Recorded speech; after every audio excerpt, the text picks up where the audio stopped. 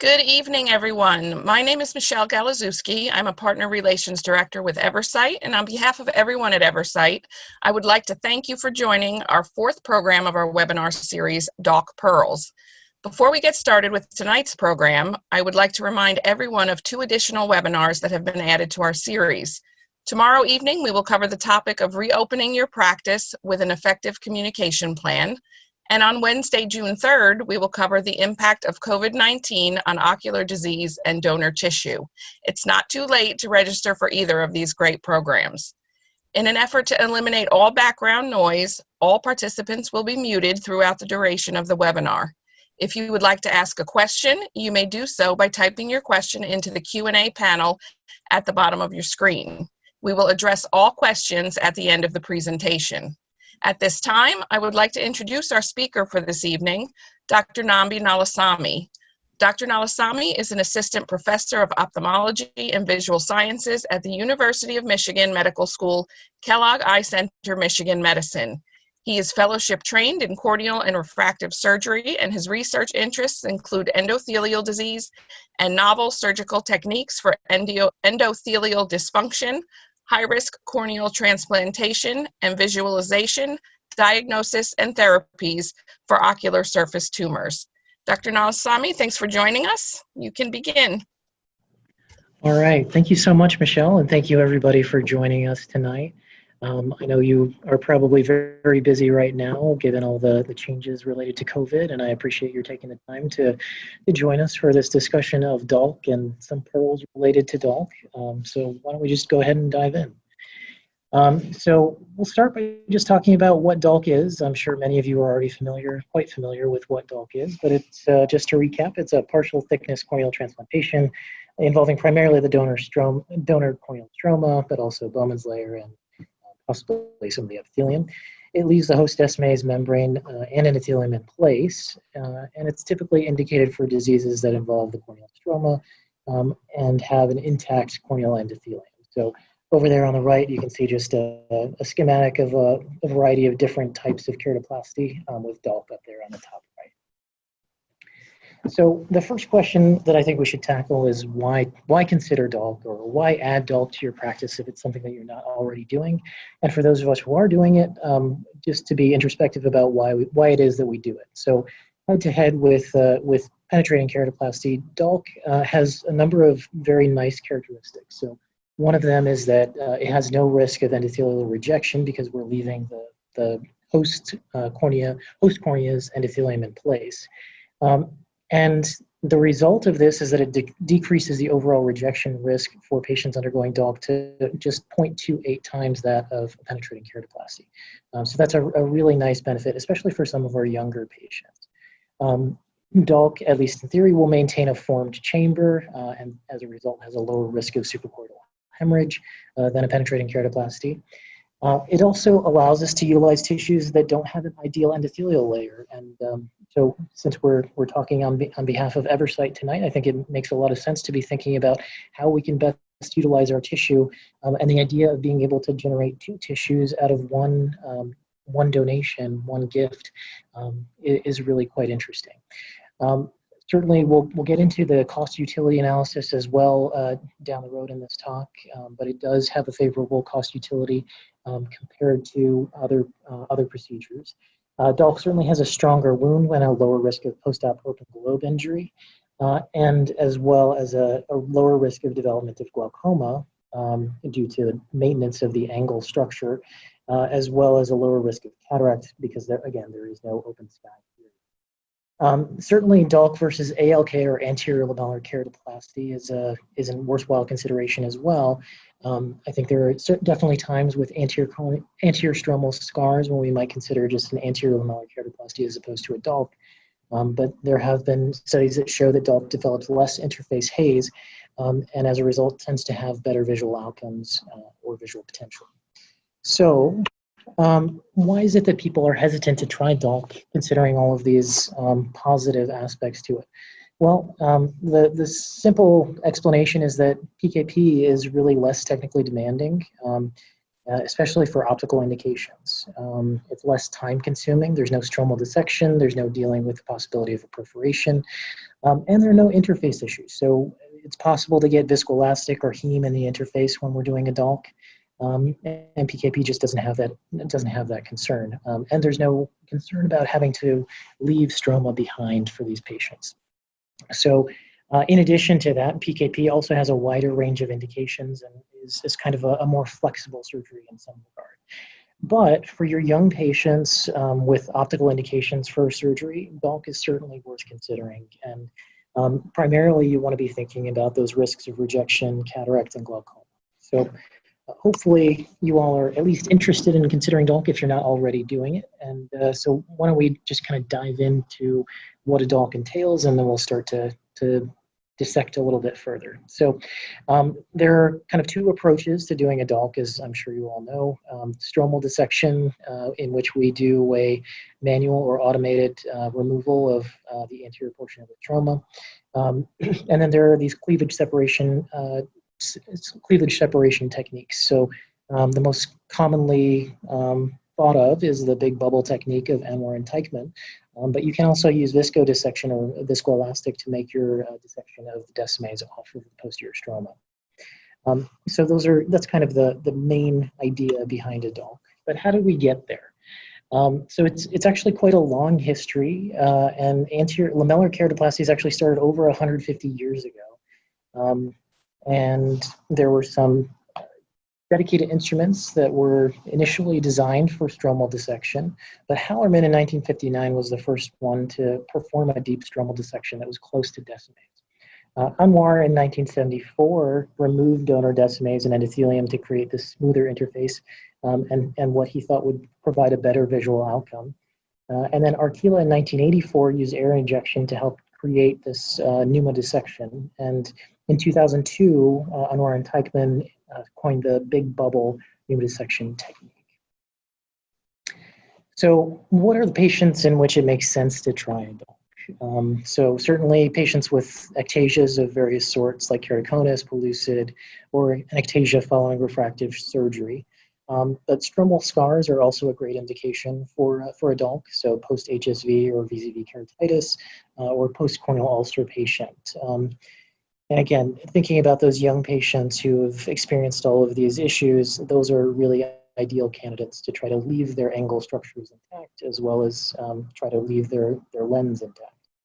Corneal stromal dystrophies can also be a nice indication for it. Avellino, lattice, and granular typically do pretty well with a DALK, but macular dystrophy tends not to do quite as well. There tends to be deeper involvement and sometimes recurrence as well. So what are some less common indications for DALK? Well, dermoids certainly can be an indication if you have a significant loss of corneal stroma as you're excising your dermoid. An anterior corneal infection in a therapeutic manner could also be a consideration for DALK. Not something that I typically do, but certainly worth considering if you're trying to get ahead of an infection. Sorry about that. Our motion detector is turned off here, so I'll try to make sure that I'm moving around enough.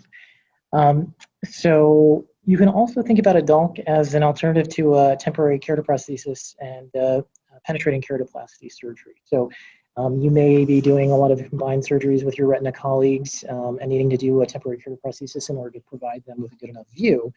But what you could do instead for certain patients is to consider doing a stromal dissection to get down to a level at which you have clear stroma posterior to it. And then just place viscoelastic onto that dissected plane and either just leave the viscoelastic in place or refine a contact lens to the size of your dissection and place this over the viscoelastic. And oftentimes that will actually provide a good enough view for your posterior segment surgeon to do their portion of the surgery. So something to think about, and another possible indication for DALK, although it is not something that we commonly think about when we think about DALK. So when should we think twice about starting a DALK on a patient or attempting a DALK on a patient? So obviously we don't really want to do a DALK on a patient who has an impaired endothelium or Descemet membrane, so your posterior corneal dystrophies like your posterior polymorphous or your Fuchs dystrophy.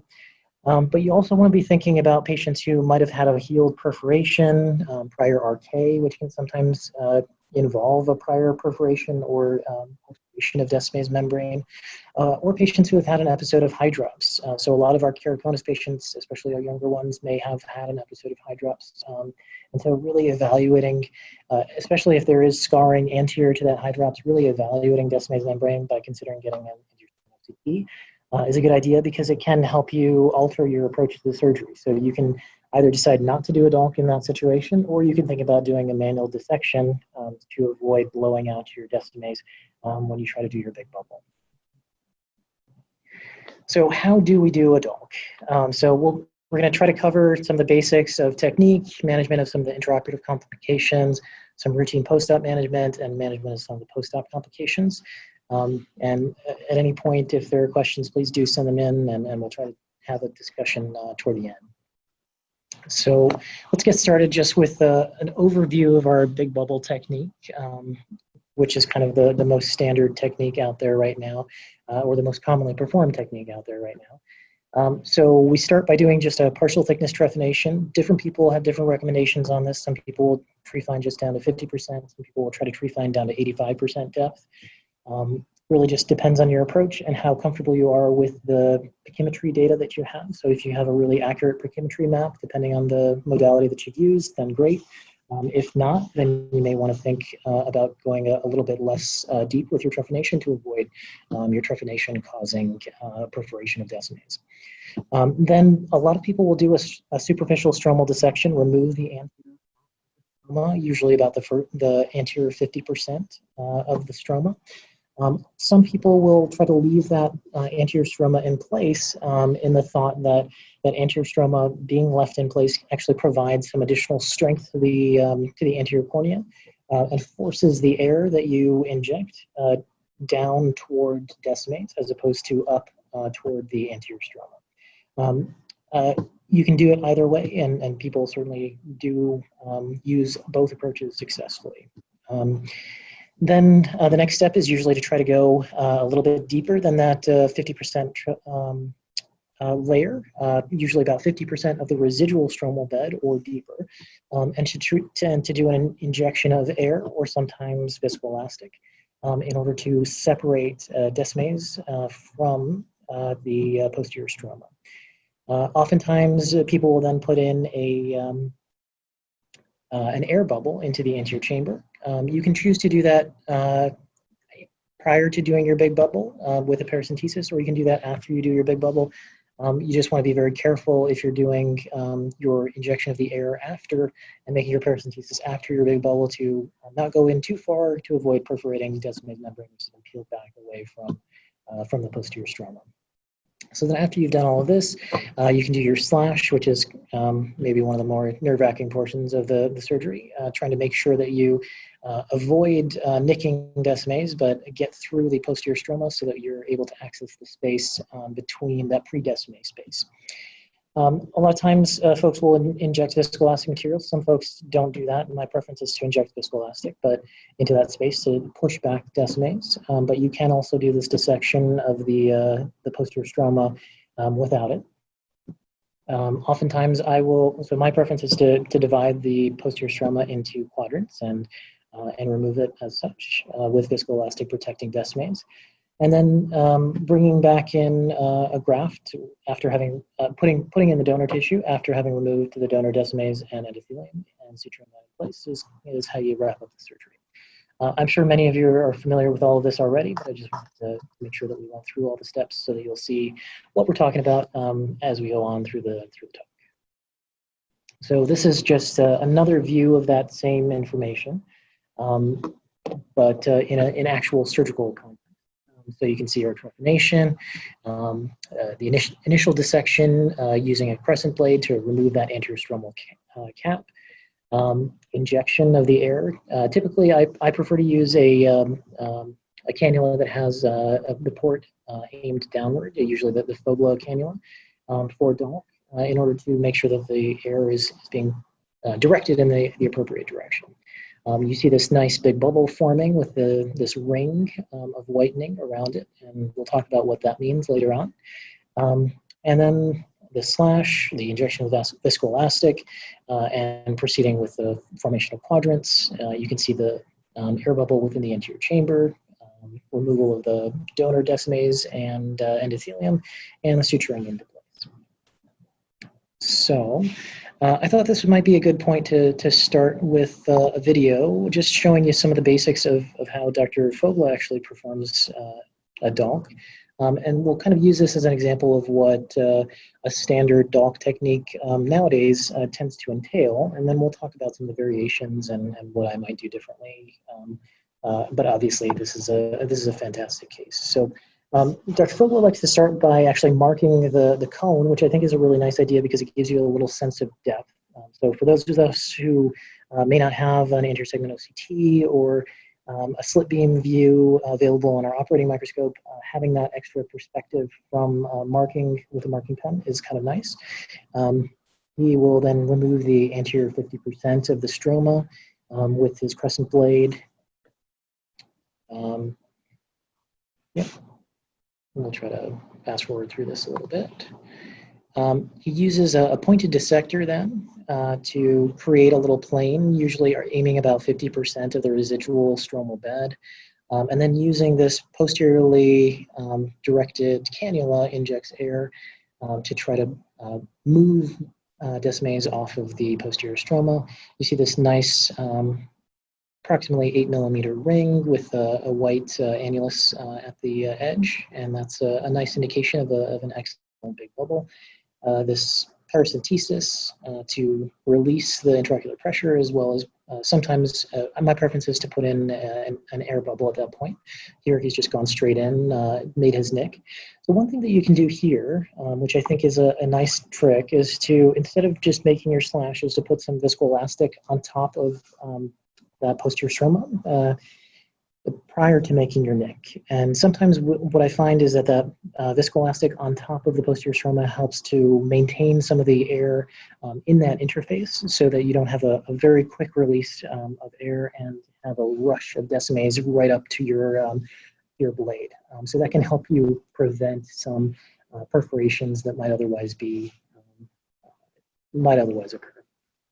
So at this point, he switches to using his trifacet spatula, and I use a similar instrument here. You can use a blade to cut down onto your trifacet spatula to make your quadrants. You can alternatively use scissors to do that. My preference is to use the trifacet spatula. I feel that it provides really nice protection, moving Descemet away from the posterior stroma and protecting it while creating a nice platform onto which I can use my blade, usually a 75 blade, to cut down onto it and create my quadrants. And then using this these special DALK scissors, which have a blunt lower tine, which is longer than the superior tine. You can very safely dissect off that posterior stroma. And that allows us to then proceed to suturing in our graft. So you do see a couple of little fibers there. That's often inevitable, but as you lubricate that surface, you see a nice crystal clear Descemet there. We bring in our donor tissue after having removed donor Descemet and endothelium, and we'll talk about different ways to do that in just a moment. This is something that I like to do as well. I like to place my RK marker for suture guidance actually over the donor as well as the host. So oftentimes when we're doing a penetrating keratoplasty, we don't have that luxury. We have to do our RK placement prior to doing our trephination, and so we don't have marks that go that extend onto the donor. Here we do have luxury, and we're able to mark both the donor and the host, which is a nice opportunity to ensure that we have a very consistent suture all the way around. So here he's using a combination of interrupted and continuous sutures. My preference is to do interrupted only, but to each their own. All right, so potential intra-op issues. we'll talk about. So right now, we'll just talk about perforation. So perforation is obviously what most of us are concerned about. Perforations can occur at any step. And unfortunately, a lot of times they can force us to convert to a penetrating keratoplasty. But there are several situations in which it doesn't preclude completing the surgery. So if your air bubble is lost, you can actually replace that air bubble if you need to, or you can reinflate the chamber. And if you have a perforation, you can also try placing an air bubble at the end of the case to aid in that attachment of Descemet's. Otherwise, we can sometimes get a double anterior chamber, which we'll talk about a little bit later as well. But really, perforation, again, can happen at any step. It could be in trephination, so you really want to look carefully at that pachymetry map to know exactly how deep you want to trephine. I typically try to aim for somewhere around 75 to 80%. Some people will go a little bit deeper. It can certainly happen during stromal dissection, as that's one of the more challenging, if you're doing a manual stromal dissection. If it's your anterior stromal dissection, typically no. Certainly during bubble formation, if you become a little bit too aggressive and you try to go a little too far out to the periphery. And then certainly during suturing, that's a possibility. So if you operate with residents and fellows, you do want to make sure that they're aware of that potential complication when we're doing that suturing. Another potential intraop issue is to not be able to get a big bubble. And so that's certainly possible, certainly has happened to me. And so you might want to consider leaving the stroma, some residual stroma in place and doing as much of a manual dissection as you can. You can also try leaving that anterior stroma in place, that cap that we were talking about, so that you can try to force the air downward toward the endothelium. Another thing that you can think about is your injection depth. So it is quite challenging, especially if you don't have an intersegment OCT, an intraoperative anterior segment OCT, to really be able to gauge your injection depth. But that is something that you want to be thinking about. And using that rule of thumb of removing the anterior 50% and then trying to go to a depth of 50% of your residual stromal bed can be very helpful.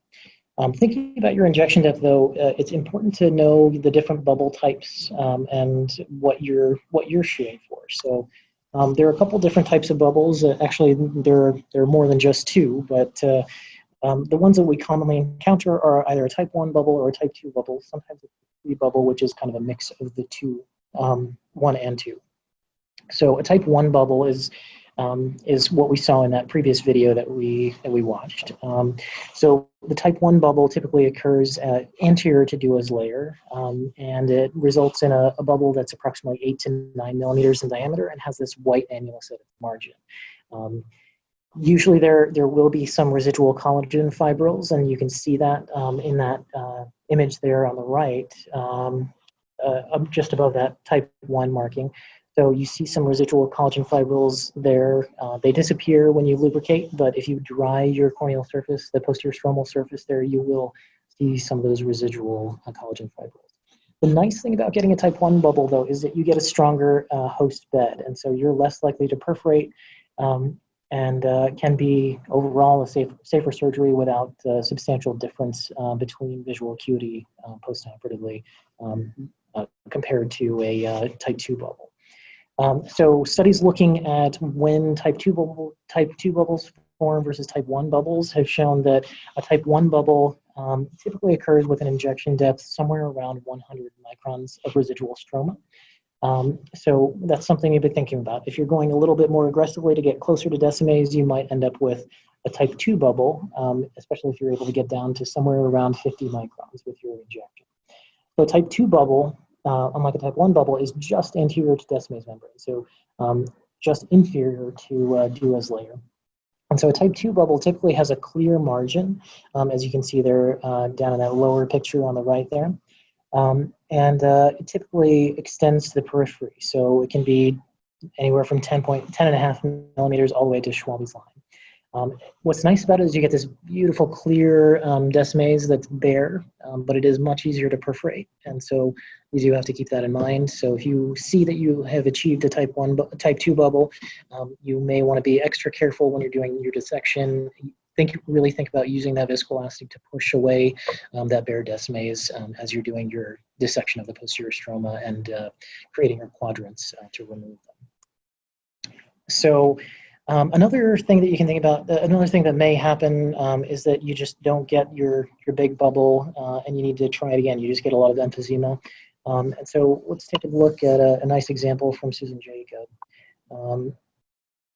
So she starts here with an injection. Here she's just using a needle with the bevel down and getting a lot of tissue emphysema, so presumably just a little too anterior. Getting a lot of tissue emphysema, but not really, really no bubble, no big bubble there. So what's nice is that she just pulls out, finds an area where there is no tissue emphysema and she has a clear view, and then restarts her injection. And then you can see slowly, with another little repositioning, a bubble form. So now you've got your big bubble, and you can go at it again, and now you can do all the rest of the steps that we were talking about. So parasitesis and moving on. Here is an example of a surgeon who actually leaves the anterior stromal cap in place and then does that anterior stromal debulking after the injection. But I think this is a nice reminder that even if you don't get your big bubble on the first injection, it doesn't mean that you need to give up and convert to a penetrating keratoplasty. Just find an area of the tissue that isn't emphysematous and go ahead and try again. So moving on. Let's think about some of these patients with prior histories of perforation. So if you were to do a big bubble in a patient who had a prior history of a corneal perforation, RK, maybe hydrops, you might have prior violation of Descemet, and that patient may not be able to withstand a big bubble. And so in order to deal with that, you might think about, from the start, trying to do a manual dissection approach. And so I just wanted to show you some examples of what that look like. This is, again, Dr. Fogla. This is a post-RK patient, and that can be quite a challenge. So here he's just putting in an air bubble just to identify, and he's using a really blunt dissector here to remove the anterior stromal cap. And this can be a pretty involved process. I do find that using a sharper instrument like a Crescent blade tends to provide a much quicker dissection of the anterior stromal cap off. So that's completely up to the surgeon preference, but something that's quite reasonable to consider. So what I like here that he does is that he uses a small hook and then these special stromal pocket forceps to create a plane, and then uses that plane to then further his dissection. So you're going to see these stromal pocket forceps that expand and create this nice plane that you can work with. And so he'll do this 360 degrees, simultaneously cutting with his DALK scissors, and then extending that plane with the stromal dissection forceps. So this is a really nice approach, a relatively safe approach to doing a manual stromal dissection if you really want to proceed with a DALK in a patient who has some prior potential violation of Descemet. Certainly in patients with a prior violation of Descemet, it's not unreasonable to just initially start with a penetrating keratoplasty instead of considering DALK. But if the patient is particularly young, it might be worthwhile, say a young keratoconus patient, might be worthwhile to give it a try. And so I would certainly recommend a manual technique in that situation. All right. And we get a nice example here of what the cornea looks like when we have some residual stromal fibrils, collagen fibrils. So you see those little white strands there, especially when you've dried the posterior stroma, dried the residual bed. You can see those nice little strands. So obviously that means that you have some residual stroma there, and you can consider continuing your dissection. If there's only a very thin layer left, you could consider leaving those residual fibrils in place and just proceeding with placing your graft. Here's just another example of a different approach. This is Mark Terry doing the Melles technique here. So actually making a scleral tunnel, again marking marking that area, and then using this dissector to actually create a stromal dissection all the way through, and then cutting down to that. So lots of different approaches to doing this, to doing a manual dissection.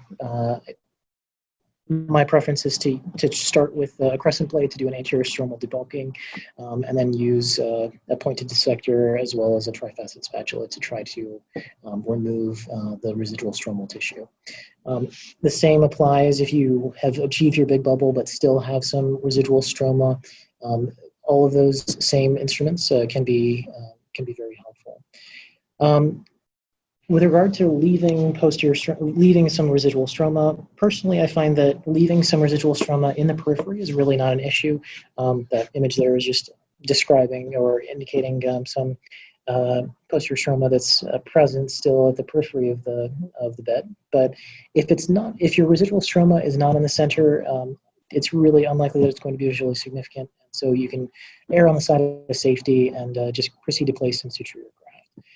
If it is central, though, you might want to think about trying to further your dissection and try to clear some of that residual stroma. So we talked about how to remove donor Descemet's, and there are a few different approaches to this. So some folks will go ahead and just use a dry wax cell or a cellulose sponge to scrape the posterior, to scrape Descemet's and endothelium from their donor tissue. Other people will actually get their tissue pre-prepared from their eye bank for the purpose of performing DALK. And some folks will consider getting a DALK tissue as well as a penetrating keratoplasty tissue, and then choose which one to use based on how the surgery proceeds. And if there's no perforation, then to proceed with DALK tissue as opposed to the penetrating keratoplasty tissue. So for those folks, it does make a lot of sense in the sense that you can potentially allow for two tissues to be generated from one tissue, as we talked about before. So you could potentially create both a DMAC graft as well as a DALK graft from that one donor tissue, which is a nice opportunity. Typically, I prefer to just request one tissue from the eye bank, and so I'll request penetrating keratoplasty tissue, and then if things have proceeded well, then I'll proceed to remove the donor Descemet's and endothelium. My preference for removing the donor Descemet's is to actually use a dry cellulose sponge to initiate the peel, but then use forceps, it's usually typically tying forceps, to then peel the residual Descemet's in one motion, like you can kind of see in that image there. What I like about doing that is that you can then verify that you've removed all of the donor Descemet's and avoided leaving any fragments in place, which can sometimes happen if you use a cellulose sponge to do the entirety of your removal of donor Descemet's. So routine post-op management for DALK is really pretty similar to penetrating keratoplasty.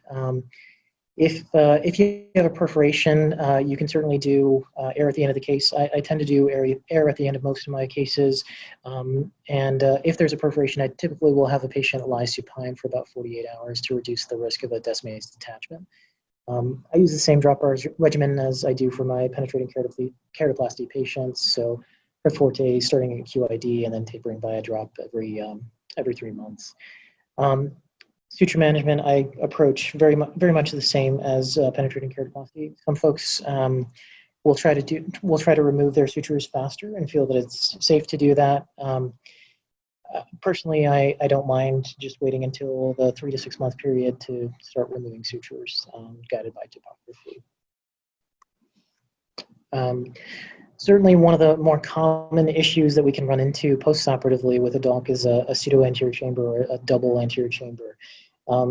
Usually this will occur only in the context of a break in Descemet's membrane, a perforation, and you have some of that aqueous sort of getting into that interface and sort of ballooning Descemet's off. So one of the simplest things you can do, as I mentioned, is just to inject an air bubble or an SF6 bubble in order to get it to reattach. Typically these reattach more easily than a DMAC detachment, especially a large detachment of Descemet's in a DALK patient typically reattaches more easily than a DMAC. One trick that I like to use, unclear whether there's good data to surround this yet, but is to use a hypertonic agent like Miro or glycerin to try to enhance the dehydration of the donor tissue and presumably enhance the dehydration of that interface and promote the adhesion of the donor of the recipient Descemet to the donor stroma. Another thing that you want to be thinking about is to make sure that if you do inject viscoelastic into the space after you've achieved your big bubble, make sure that you wash that interface very carefully before you place your donor tissue, because otherwise residual viscoelastic can really cause your host Descemets to not want to attach to your donor stroma. Another less concerning issue is a Descemet's fold, although it can happen in the context of a Descemet's detachment.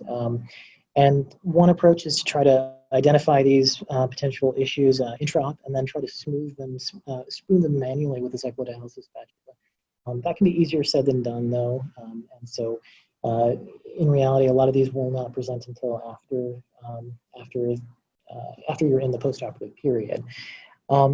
If there's a really significant difference between the shape of the host cornea, say a very, very steep host cornea with a stretched Descemet's membrane versus the graft cornea, this is more likely to happen. So sometimes it's inevitable, but if you can, you want to try to smooth this out as best you can and try to bring those folds out to the periphery so that it's not as visually significant. In reality, though, these tend not to be very visually significant, even if they are close to the visual axis. So don't be concerned about it if it is close.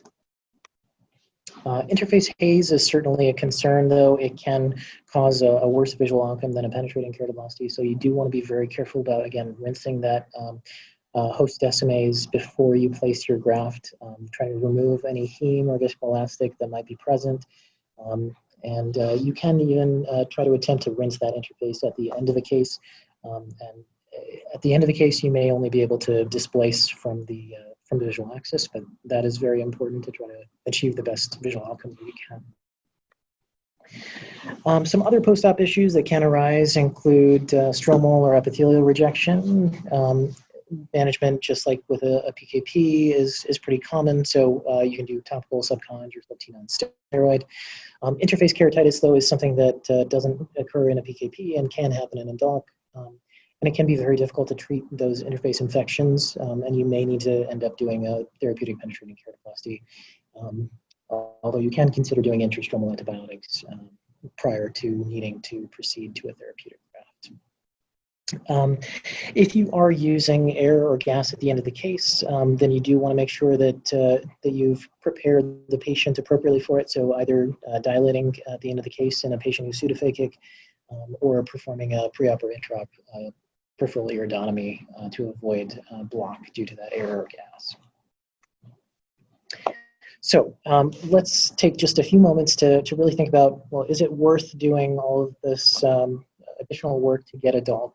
And let's do a little head-to-head comparison with penetrating keratoplasty. So the first question that I want to look at is, do patients who actually receive a DALK see as well as patients who receive a penetrating keratoplasty? So this study involving some of my colleagues here at University of Michigan, Dr. Stein and Dr. Musk, it involved a systematic review of 481 eyes of DALK patients versus 501 PK eyes, and they found no significant difference in best corrected visual acuity, spherical equivalent, or astigmatism. And importantly, there is a higher endothelial cell density in the DALK groups, again, most likely because there is no rejection of the host endothelium in these patients.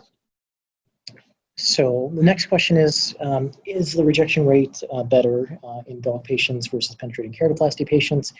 And the answer in a variety of studies has been yes. This particular study, they found a rate of rejection of 8% in DALK eyes versus 28% in penetrating keratoplasty eyes. Those numbers vary pretty significantly from study to study and depending on the number of years of follow-up. But the trend tends to be pretty similar, that DALK tends to have a significantly lower risk of rejection compared to penetrating keratoplasty. We had mentioned before that a large study indicated just a 0.28 times risk of rejection in DALK patients versus penetrating keratoplasty patients. So just another indication that it is worth trying DALKs, again, especially on those young patients who may have a lifetime or many, many decades to consider in which they will need this graft to function.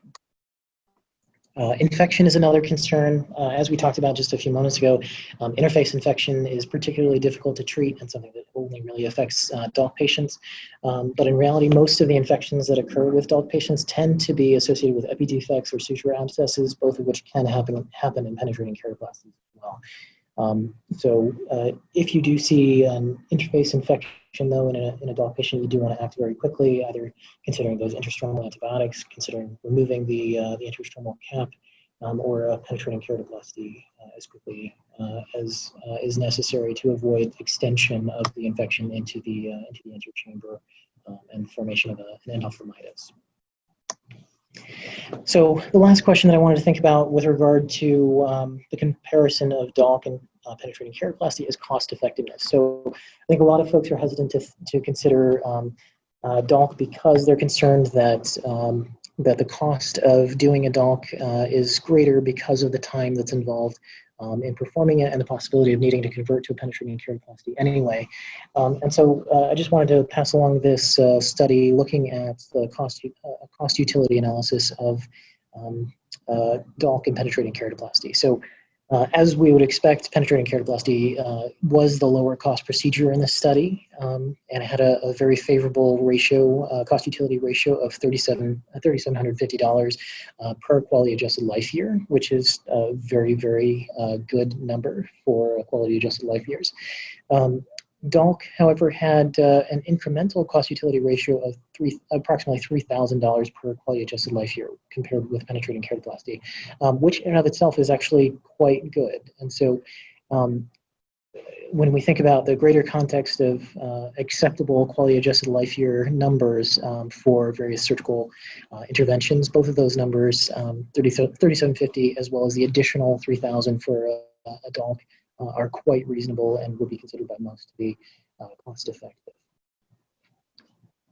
So looking toward the future of DALK, I think there are several things that hold promise for making DALK a bit more reproducible and something that we should really attempt on most of our otherwise penetrating keratoplasty patients who don't have endothelial dysfunction. So one thing to consider is the possibility of using the femtosecond laser to achieve a specific depth of trephination, which can be nice, especially if you have OCT data to guide it. It can also create a needle track for placement of your needle and or your air cannula, which is a very nice opportunity. We can get to exactly that, either 100 micron or 50 micron depth, depending on how accurate your guidance system is. Using intraoperative OCT, I think, is another important step that hopefully we'll all have access to in the not too distant future. That's going to require not only operating microscopes that have a built-in OCT capability, but also instruments that are compatible with intersegment OCT, so that they don't create reflections that prevent us from being able to analyze the depth of our needle or cannula placement within the context of the host stroma. And then another thing to consider is the possibility of using cross-linking to strengthen the graft-host junction and prevent ectasia in some of these ectasia patients. So as we talked about, a lot of our patients who are undergoing DALK tend to be patients with ectasia, and they may be able to benefit the most from consideration of cross-linking to prevent further ectasia, especially those young patients. So just a few takeaways to summarize, and we'll wrap it up here.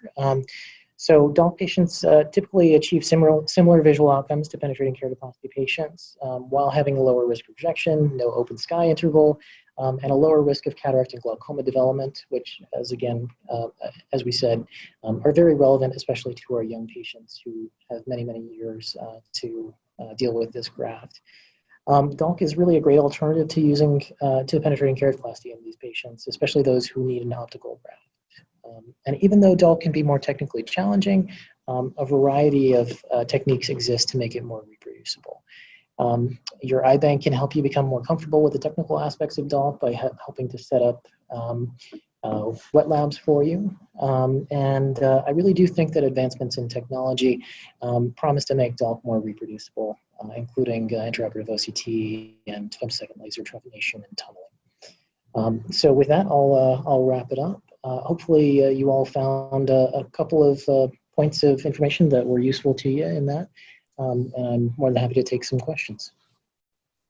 Okay, Dr. Nallasamy, we do have a couple questions for you, both from Dr. Jennifer Park. Thank you for your excellent talk. Any tips for removing residual firmly adherent bits of posterior stroma when doing manual dissection due to a failed big bubble? Yeah, so one thing that I find really helps is to try to keep your stroma dry. So we saw a few examples in those videos of being able to visualize those residual stromal fibrils. Really, you can really only do that well when you have dry stroma. You may need to, to identify where you have those residual fibrils, you really want to dry first. And then once you've gotten into your plane, then you can think about lubricating again in order to make the tissue a little bit more pliable. As I said before, I really do like using that trifacet spatula. I find that is a really safe way to try to get into those planes. Yeah, that's typically what I find works for me. Okay, and then her second question is, can you attempt a big bubble again once you get limbus to limbus emphysema of the anterior stroma from a failed attempt?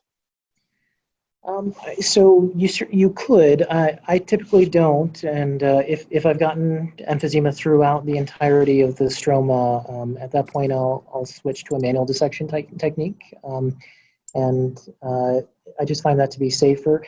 If a lot of your emphysema is anterior and you didn't remove the anterior stromal cap, then what you can consider doing is removing the anterior stromal cap, dissecting that off, so you can get down to a layer that maybe still affords you some visualization, and then you can try again. But if you're not able to get to a layer that affords you any visualization and the entirety of the posterior stroma has emphysematous, then you might want to think about switching to a manual dissection technique.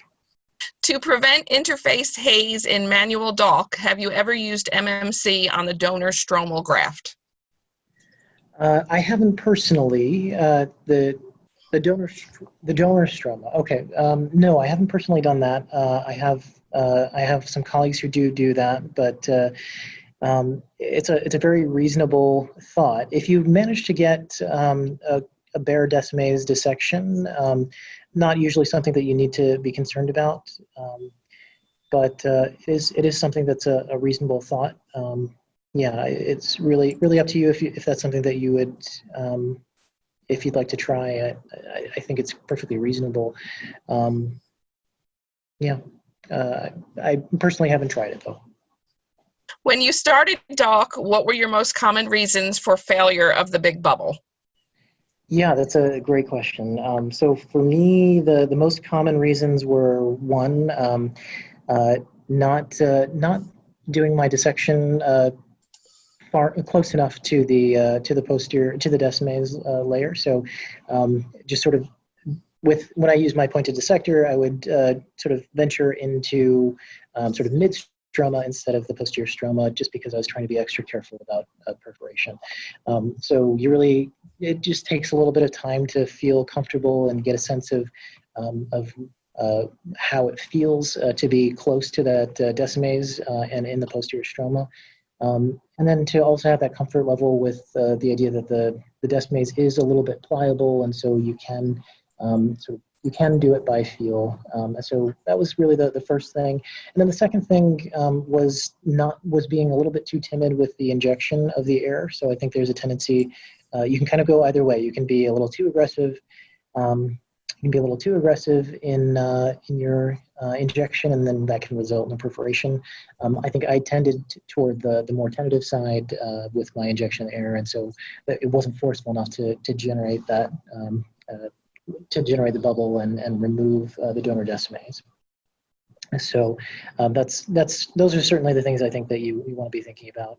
And like I said during the talk, I think it's a great idea to connect with your local eye bank and try to practice that on tissue. Or if you're planning to do a penetrating keratoplasty on a patient, it is a reasonable thought to try that as an alternative and give your patients kind of the messaging that you might be able to perform a DALK as opposed to penetrating keratoplasty, but it may not be possible as well. Okay, next question from Ryan Jaber. Do you feel there is any issue with leaving the endothelium on the graft? Yes, so I think there's a greater risk of having interface haze. It's not that you can't do it, and it's not that it would necessarily prevent the adherence of Descemet's, the host Descemet's, but I think you're also creating a potential source of rejection that you don't really need. So my preference is to just remove the endothelium. I think that it's really not a very difficult step to the procedure and not a very time-consuming one. And like I mentioned before, you can just ask your eye bank to prepare to remove the endothelium for you if you wanted to do that. And that's that would save you that step. Like I said, you can request both the DALK tissue as well as the PKP tissue if you'd like, and send back the one that you don't end up using. Okay. Next question from Jennifer Park. Does your institution have an intra-op ASOCT? And if so, do you use that now for your DALKs? We've trialed an intra-op ASOCT here. Unfortunately, we don't have one. We didn't end up purchasing it, but it is something that I think would be a fantastic I think it would be a fantastic addition, and I think developing, as I said before, developing the appropriate instruments to utilize with it and possibly guidance systems to use with it will be really important to making DALK more widely accepted around the world. Okay, and one question from David Bosch. Do you anticipate DALK becoming less common with treatments like cross-linking becoming more widely available? Yeah, I think a lot of our penetrating keratoplasty and penetrating keratoplasty alternatives are already decreasing, as I think a lot of the EBA data seems to indicate. And so I think it's quite likely that cross-linking will contribute to that. I'm not sure that we have enough longitudinal data to really definitively say that about cross-linking quite yet, but that's my suspicion. I do believe that that DALK and penetrating keratoplasty for optical reasons, particularly arctasias, will become less common. That being said, there are a lot of patients, unfortunately, who don't have access to cross-linking for any of a variety of reasons. Sometimes it's insurance coverage and other reasons, just access to care. And for those patients, unfortunately, it may be that their only option is to wait for keratoplasty of some sort. So I think there's, regardless of cross-linking's availability or regardless of cross-linking becoming an option, I think we still will need all of the skills that we've developed for DALK and penetrating keratoplasty for these patients down the road. Okay, there are no further questions at this time. I would like to thank everyone again for joining us today. The webinar has been recorded and will be available on our website to view on demand. You will be receiving a follow-up email shortly after the webinar concludes. It would be greatly appreciated if you would provide us with your feedback on today's session. A special thank you to Dr. Nallasamy for serving as today's speaker and for providing us with your invaluable expertise on this subject. Have a wonderful evening, everyone. Thanks so much, Dr. Nallasamy. Thank you.